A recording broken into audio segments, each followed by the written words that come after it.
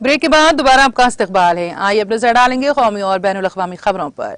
सदर के ओहदे के इंतखाब का नोटिफिकेशन 15 जून को जारी किया जाएगा और अगर जरूरत पड़ी तो पोलिंग 18 जुलाई को होगी और वोटों की गिनती 21 जुलाई 2022 को होगी। इलेक्शन कमीशन ऑफ इंडिया ने जुमेरात को अगले सदारती इंतखाबात के शेड्यूल का ऐलान किया। Chief election commissioner Rajiv Kumar ने विज्ञान भवन में मुनक़िदा प्रेस कॉन्फ्रेंस में बताया कि सदर के ओहदे के लिए कागजात नामजदगी 29 जून तक दाखिल किए जा सकते हैं। कागजात नामजदगी की जांच पड़ताल 30 जून को होगी और कागजात नामजदगी वापस लेने की आखिरी तारीख 2 जुलाई को होगी। उन्होंने कहा कि इंतखाबी अमल 24 जुलाई 2022 तक मुकम्मल कर लिया जाएगा। मौजूदा सदर रामनाथ कोविंद की 5 सालामियां 24 जुलाई 2022 को खत्म हो रही हैं। चीफ इलेक्शन कमिश्नर ने कहा है कि इस बार कुल 776 मेंबरान पार्लियामेंट और 433 असेंबली मेंबरान सदारती इंतखाब में हिस्सा ले सकेंगे। So the notification would be on 15th June, that is Wednesday. Last date for making the nomination would be 29th June, that is Wednesday. The date for scrutiny of nominations would be 30th June, that is Thursday. Last date for withdrawal of candidature would be Saturday, that is 2nd of July 2022. And date on which a poll shall, if necessary, be taken is 18th of July 2022. That happens to be Monday. Thereafter, we collect all the ballot boxes and bring it back to Delhi. And date on which counting, if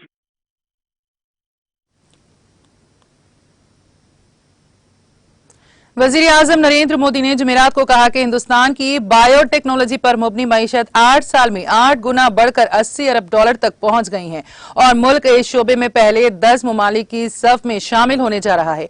उन्होंने कहा कि हिंदुस्तान में 2014 में जहां सिर्फ 6 bio incubator थे, आज उनकी तादाद बढ़कर 75 हो गई है। दरियासना बायोटेक्नोलॉजी मसनूआत की तादाद 10 से बढ़कर 700 से जायद हो गई है।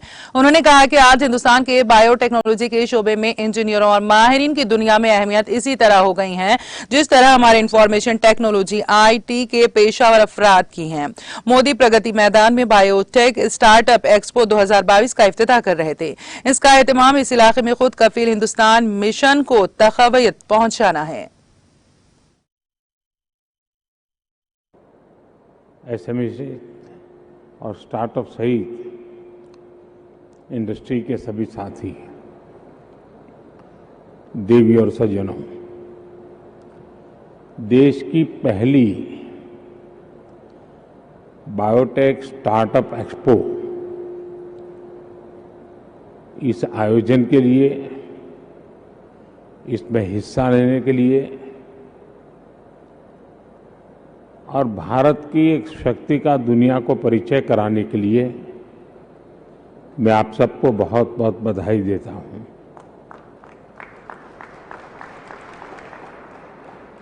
ये एक्सपो भारत के बायोटेक सेक्टर की एक्सपोनेंशियल जो ग्रोथ का प्रतिबिंब है। बीते 8 साल में भारत की बायो इकोनॉमी 8 गुना बढ़ गई है। 10 अरब डॉलर से 80 अरब डॉलर तक हम पहुंच चुके हैं। भारत बायोटेक के ग्लोबल इकोसिस्टम में टॉप 10 देशों की लीग में पहुंचने से ज्यादा दूर नहीं है।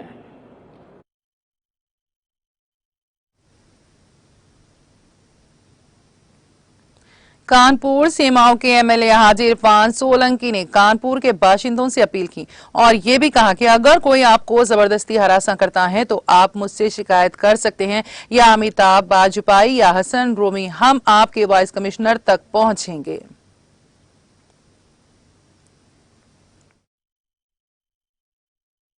3 तारीख को जो कानपुर में घटना हुई है, सबसे पहले मैं उसकी निंदा करता हूँ। ये घटना किसी भी शहर या किसी भी प्रदेश में नहीं होनी चाहिए। इसमें दोनों समाज के लोगों की बदनामी होती है। इसी सिलसिले में आज समाजवादी पार्टी के हम तीनों विधायक अमिताभ भाई, रूमी भाई और हम और हमारे साथ सारे पदाधिकारी लोग पुलिस कमिश्नर साहब से मुलाकात करी और जो एक भय का माहौल बना हुआ है उसके लिए हम तीनों भाइयों ने मिलकर यहाँ बात करी और ये बात भी रखी है कि बेगुनाहों को ना पकड़ा जाए, जो दोषी है उसके खिलाफ कार्रवाई करी, क्योंकि अगर कार्रवाई होगी तो आगे उनकी हिम्मत नहीं होगी। पर जो लोग बेगुनाहगार हैं, जिनको पुलिस के मुखबरों के द्वारा पकड़ा जा रहा है, ऐसे लोगों को भी पुलिस के आला अधिकारियों के सामने रखी बात, ताकि वो ऐसे लोगों को चिन्हित कर सके और उनको भी दंडित करा जाए जो खामखा बेगुनाह लोगों को फंसाने की बात कर रहे हैं। पहली बात। दूसरी बात, हम लोगों ने ये भी बात रखी है कि अब कानपुर शहर में जो वातावरण है उसको माहौल समान करा जाए। मैं आप सब लोगों से अपील करता हूँ, हिंदू भाइयों से, मुसलमान भाइयों से, कि आप सब पुराना कानपुर जानते हैं कि जहाँ हिंदू मुसलमान साथ चलता है और वही कानपुर के लिए बहुत अच्छी बात है। तो मैं तमाम लोगों से यही अपील करता हूँ कि हमारा पुराना कानपुर वापस बनाइए और मिल के रहिए, तभी हमारे कानपुर का नाम रोशन होगा। और साथ में मैं आपसे एक अपील करता हूँ,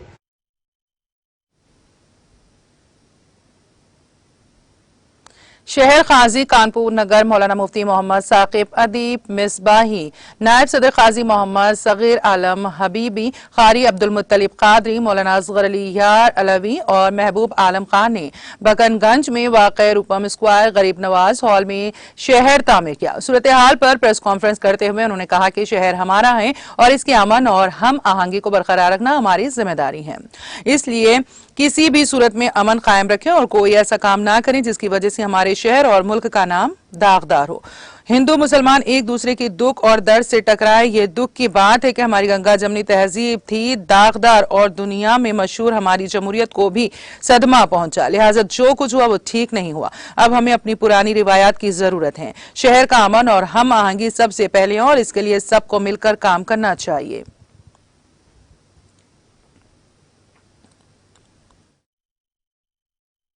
बिस्मिल्लाहिर्रहमानिर्रहीम।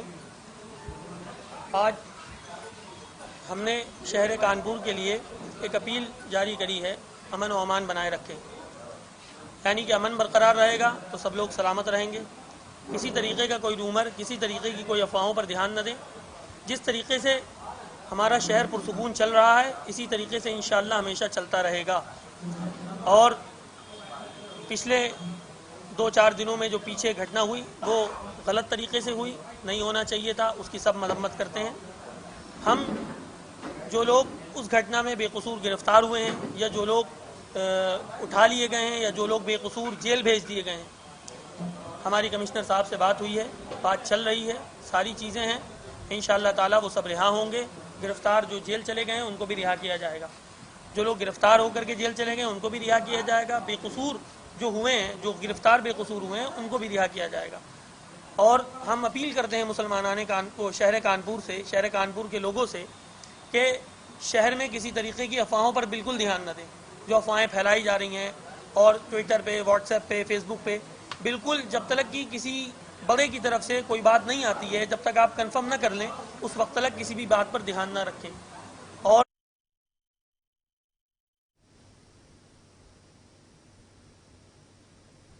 कानपुर शहर काजी अब्दुल कुद्दूस की दूसरी वीडियो वायरल हो गई। सिटी काजी अब्दुल कुद्दूस हादी ने वीडियो जारी की और कानपुर के लोगों से अपील की, जिसके बारे में 3 तारीख को हंगामा हुआ और मकीनों को बताया गया कि उन लोगों के खिलाफ कार्रवाई की जाएगी जिन्होंने माहौल खराब करने का काम किया और जो भी बेगुनाह पकड़ा गया उसे छोड़ दिया जाएगा। बिस्मिल्लाहिर्रहमानिर्रहीम। मैं अब्दुल कुद्दूस हादी शहर काजी कानपुर में आपसे मुखातब हूँ। अभी हालिया 3 जून को जो वाक़या पेश आया है, अल्लाह के रसूल सल्लल्लाहु अलैहि वसल्लम की रिसालत के सिलसिले में जो गुस्ताखी की है, जिस तरीके से उसको लेकर के बच्चों ने दुकानें बंद की और फिर जुलूस निकाला और फिर आपस में कुछ झगड़ा हो गया उसको लेकर के, बहरहाल वो अच्छा नहीं हुआ जो कुछ हुआ। आपसी दिल दिमाग को दुरुस्त रखना और अपने काम में लग जाना और माहौल को दुरुस्त कर लेना। इंशाअल्लाह अल्लाह चाहेगा अब किसी तरह कोई गिरफ्तारी नहीं होगी और कोई परेशानी की अब ज़रूरत नहीं। किसी तरह कोई वाक़या पेश आता तो मैं हूँ। हमारे ताल्लुकात जैसे भी थे जो है वो बाइज़्ज़त तरीके से प्रशासन से, वैसे ही पूरी इज़्ज़त मुझे मिल रही, किसी तरह कोई परेशानी नहीं, अपमान का कोई भी मामला नहीं, किसी तरह का पूरी इज़्ज़त है हमको मिली हुई है, किसी तरह कोई मसला नहीं। और जो है इधर जोश खरोश हमने कुछ बातें कही भी दी हैं, तो बहरहाल ये कि वक्ती थी और आंधी थी, लेकिन उसका ये मतलब नहीं कि हम और आप उसका कोई गलत यूज़ या इस्तेमाल करें। उससे एहतियात करिए और अपनी ज़िंदगी को सामान्य करें। अपने बच्चों को देखिए, अपने घर को देखिए, अपने मकान दुकान को देखिए।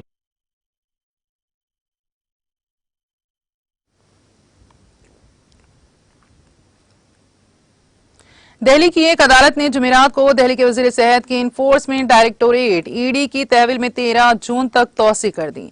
जेन को ईडी ने 30 मई को अपनी तहवील में लिया था। ईडी के वकील ने कहा कि जेन के करीबी लोगों से 2.85 करोड़ रुपए और 133 सोने के सिक्कों की बरामदगी के सिलसिले में उनसे पूछगछ की जरूरत है। ईडी ने कहा कि अंकुश जैन, वैभव जैन, नवीन जैन और राम प्रकाश ज्वेलर लिमिटेड से वाबस्ता सिद्धार्थ जैन और जीएस माथुर, योगेश कुमार जैन के कब्जे से ये रकम बरामद की गई है। ईडी ने कबल अजीम जैन और उनके जेर कंट्रोल कंपनियों से 4.81 करोड़ रुपए की गैर मनकुला जायदादें जब्त की थीं। पंजाब कांग्रेस के रहनुमा ने वजीर आला भगवंत मान की मुबैना तौर पर मुलाकात से इनकार करने के बाद उनकी रिहाइशगाह पर एहतजाज व मुजाहरा किया।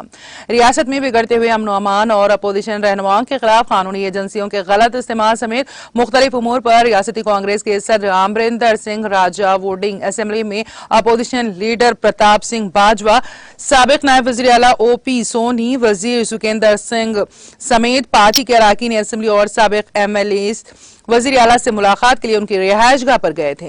तकरीबन आधा पौन घंटा बाद उन्हें अंदर बुलाया गया, लेकिन आज वजीर आला की तरफ से मसरूफियत का हवाला देते हुए मिलने से इनकार कर दिया गया और कल दोपहर 1 बजे मुलाकात के लिए कहा गया। इसके बाद कांग्रेस लीडरों ने एहतजाज शुरू कर दिया और आम आदमी पार्टी हुकूमत और वजीर आला के खिलाफ नारे भी लगाए। इस दौरान कांग्रेस लीडरों की पुलिस के साथ भी बहस हो गई।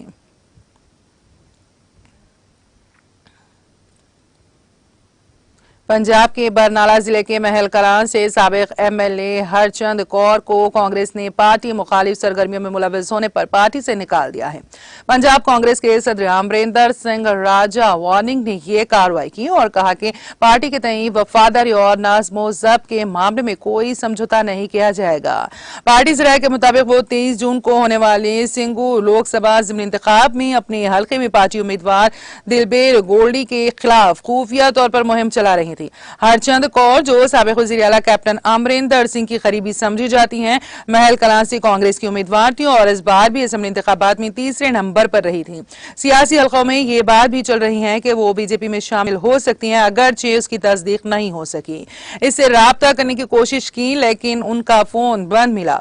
फरवरी में हुए असेंबली इंतखाबात में कांग्रेस की शिकस्त के बाद पहले साबिक रियासती सदर सुनील जाखड़ और फिर हाल ही में बलबीर सिंह सिद्धू, गुरप्रीत सिंह कंगर, राजकुमार वीर का और केवल सिंह ढेलोन जैसे बड़े लीडर कांग्रेस छोड़कर बीजेपी में शामिल हो गए। पार्टी ने सिंगूर ज़िमनी इंतखाबात में ढेलोन को भी अपना उम्मीदवार बनाया है। बॉर्डर सिक्योरिटी फोर्स बीएसएफ के एहलकारों ने जुमेरात की आला सुबह अरीना इलाके में बैनुल-अक़वामी सरहद पर एक मुश्तबा पाकिस्तानी ड्रोन पर गोलियां चलाई, जिसके नतीजे में वो वापस भाग गया। इस वाक़े के फौरन बाद सिक्योरिटी फोर्सेस ने इलाके में ये पता लगाने के लिए बड़े पैमाने पर ऑपरेशन शुरू कर दिया है कि कहीं ड्रोन ने धमाका खैज मवाद ना गिराया हो। बीएसएफ के एक तर्जुमान ने अपने एक बयान में कहा कि जुमेरात की आला सुबह करीब 4:15 बजे अरीना इलाके में बैनुल-अक़वामी सरहद पर मुश्तबा ड्रोन की डगमगाती हुई रोशनी देखी गई। उन्होंने कहा कि वहां तैनात बीएसएफ एहलकारों ने फिजा में 300 फीट की ऊंचाई पर गर्दिश कर रही इस चीज की तरफ गोलियां चलाई, जिसके नतीजे में वो वापस चली गईं। उनका कहना था कि पाकिस्तान की तरफ से ड्रोन्स के जरिए असलाह व गोला बारूद स्मगल करने की कोशिशों को नाकाम बनाने के लिए सिक्योरिटी फोर्सेस इंतहाई चाको चौबंद है।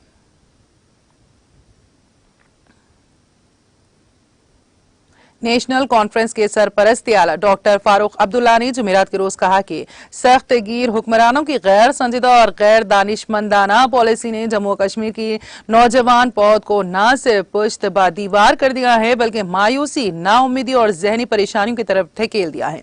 उन्होंने कहा कि जम्मू कश्मीर से मुतालिक नई दिल्ली की सख्त गिर पॉलिसी नौजवान को साबित हो रही है। इन बातों का इजहार मौसूफ ने पार्टी हेडक्वार्टर नुआया सुब कॉम्प्लेक्स में एक तकरीब से खिताब करते हुए किया। डॉक्टर फारूक अब्दुल्ला ने कहा कि नौजवान पौध कौम के मुस्तकिल के मुअम्मर और रोशन सितारे होते हैं जिनके कंधों पर कौम की बागडोर संभालने की जिम्मेदारियां होती हैं। नेशनल कॉन्फ्रेंस ने हमेशा नौजवानों की पुश्त पनाही और हौसला अफजाई की और नौजवानों को ही मुस्तकबिल का मुअम्मर तस्वुर किया। उन्होंने कहा कि पार्टी का आईन, असासी और नया कश्मीर में नौजवानों के हुकूक और कौम की नई जिम्मेदारियों का खुलासा वाज़ेह तौर पर किया गया है।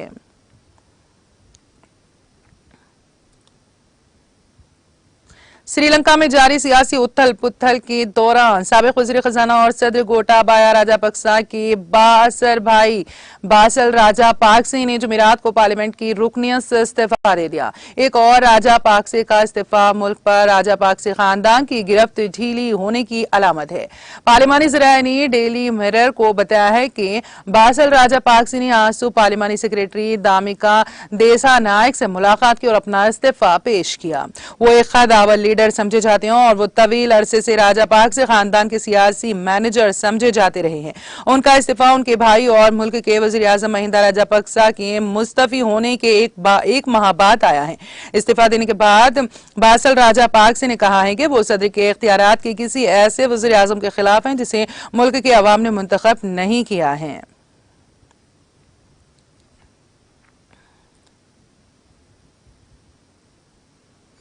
अमेरिकी सदर जो बाइडेन ने बुध को अमेरिकी सेनेट के नाम एक पैगाम में कहा कि हुकूमत अपने शहरियों और उनके मफादात के तहफ़्फ़ुज़ के लिए इजाफी इक़दाम करने और मज़ीद फोर्सेस की तैनाती के लिए तैयार हैं। सदर बाइडेन ने कहा, अगर जरूरत पड़ी तो हमें लोगों की खातिर में दहशत गर्दों के हमलों के खतरे से निपटने के लिए इजाफी इक़दाम उठाने की हिदायत दूंगा। इस वक्त ये जानना मुमकिन नहीं है कि अमेरिकी मुसल्लह अफ़वाज की तैनाती के दुरुस्त हद या मुद्दत अमेरिका के लिए दहशत गर्दी के खतरात का मुकाबला करने के लिए किस हद तक मौसर साबित होगी। उन्होंने अपने पैगाम में कहा कि बाइडेन इंतजामिया ने रूसी जारियत के किसी भी खतरे से निपटने के लिए यूरोप में अमेरिकी अफवाज की तादाद में भी इजाफा कर दिया है।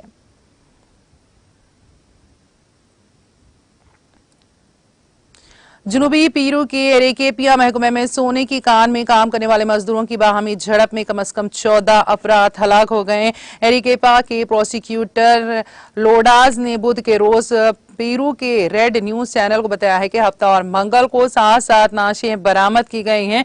इन नाशों पर गोलियों के निशानात पाए गए। उन्होंने कहा कि कुछ और नाशें बरामद की जा सकती हैं क्योंकि बहुत से लोग अभी तक लापता हैं। मुकामी अखबार एल कोमेर्सियो के मुताबिक 2 जून को कारोली सूबे के एटेकू जिले में एक मुतनाज़ इलाके में तशद्दुद फूट पड़ा था। लोजादा ने कहा है कि इस वाक़े के सिलसिले में 31 अफराद को गिरफ्तार किया गया है और उन लोगों से बरामद होने वाली बंदूकों और हथियारों की जांच कराई जा रही है ताकि ये मालूम हो सके कि इस वाक़े में उनका इस्तेमाल हुआ या नहीं।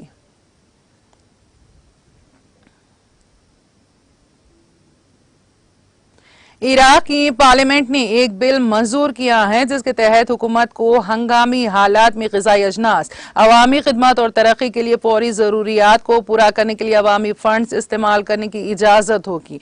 पार्लियामेंट की तरफ से बुध को जारी एक बयान में कहा गया है कि इस बिल की मदद से हुकूमत को ग़िज़ाई तहफ़्फ़ुज़ के हुसूल, गरीबी में कमी जैसे बहुत से कामों के लिए 25 ट्रिलियन इराकी दिनार 1714 करोड़ अमेरिकी डॉलर मुख्तस करने का इख्तियार दिया गया है। बयान में मजीद कहा गया है कि इस बिल का मकसद रोजगार के मौके पैदा करना, रियासती वसाइल से इराकियों के फवायद में इजाफा करना, मुल्क की तरक्की को रफ्तार देना और फंड्स की कमी की वजह से रुके हुए प्रोजेक्टों पर काम फिर से शुरू करना और अहम प्रोजेक्टों को शुरू करना भी शामिल है। इराक को इस वक्त सियासी तातुल की सूरत हाल का सामना है क्योंकि 8 माह कबल होने वाले इंतखाबात के बाद से अभी तक यहाँ किसी नए सदर या वजीर आजम का इंतखाब नहीं किया जा सका है।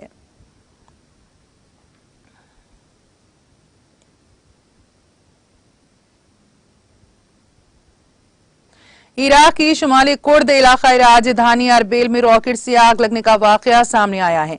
ये इतला मीडिया रिपोर्ट्स में दी गई है। कुर्द क़यादत वाले रोडोर ब्रॉडकास्टर के मुताबिक बुध को देर रात गए अरबिल के करीब सड़क पर कई कातिशुशार रॉकेट फायर किए गए। आल अरेबिया के नशरियाती इदारे ने अपनी रिपोर्ट में बताया है कि कुछ रॉकेट इस वक्त ज़ेर ज़मीन अमेरिकी कौंसल खाने पर गिरे हैं। वाकई में कुछ गाड़ियों को नुकसान पहुंचा, ताहम कोई जख्मी नहीं हुआ है। इसके बाद धमाका जहरखेज मादे से लदा एक ड्रोन भी अमेरिकी कौंसिल खाने से चंद मील के फासले पर गिरा। इन दो अलग अलग वाकयात में 3 अफराद जख्मी हुए हैं। वाज़ेह है कि मार्च में ईरान के Islamic revolutionary guard core IRGC ने अरबेल शहर में अमेरिकी कौंसिल खाने के करीब के इलाके में 12 रॉकेट फायर किए थे। IRGC ने कहा कि उन्होंने इसराइली सिक्योरिटी फोर्सेस के 2 तरबियती मराकज को निशाना बनाया है।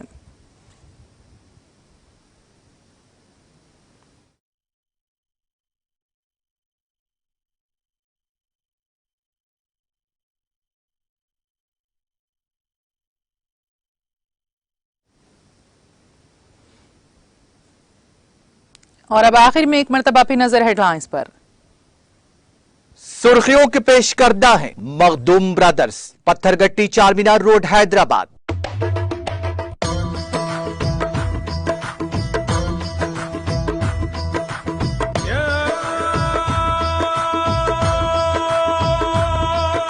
Makhdoom brothers, Pathergatti Charminar road Hyderabad. रियासती वजीर KTR का वजीर आजम मोदी के नाम मुलाजिमतों के बारे में खुला खत। मरकजी हुकूमत के तहत 16 लाख सरकारी मुलाजिमतों को भर्ती करने का किया मुतालबा। तेलंगाना के हर गांव में खेलों के मैदानों का क़याम अमल में लाया जाएगा। जिला निर्मल में पल्ले प्रगति प्रोग्राम से रियासती वजीर इंदिरा करण रेड्डी का खिताब। चीफ जस्टिस NV रमना ने AP के तिरुपति में 2 खुसूसी अदालतों का किया इफ्तिताह। सुर्ख संदल की लकड़ी के मुकदमात की समाअत के लिए रियासत में यह पहली अदालत होगी।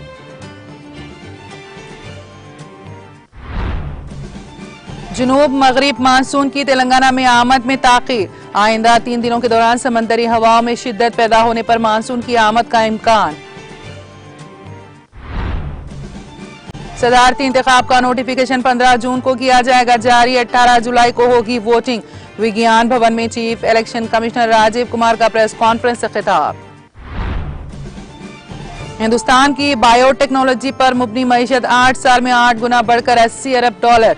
बायोटेक स्टार्टअप एक्सपो 2022 की इब्तिदाई तकरीब से वजीर आजम मोदी का खिताब।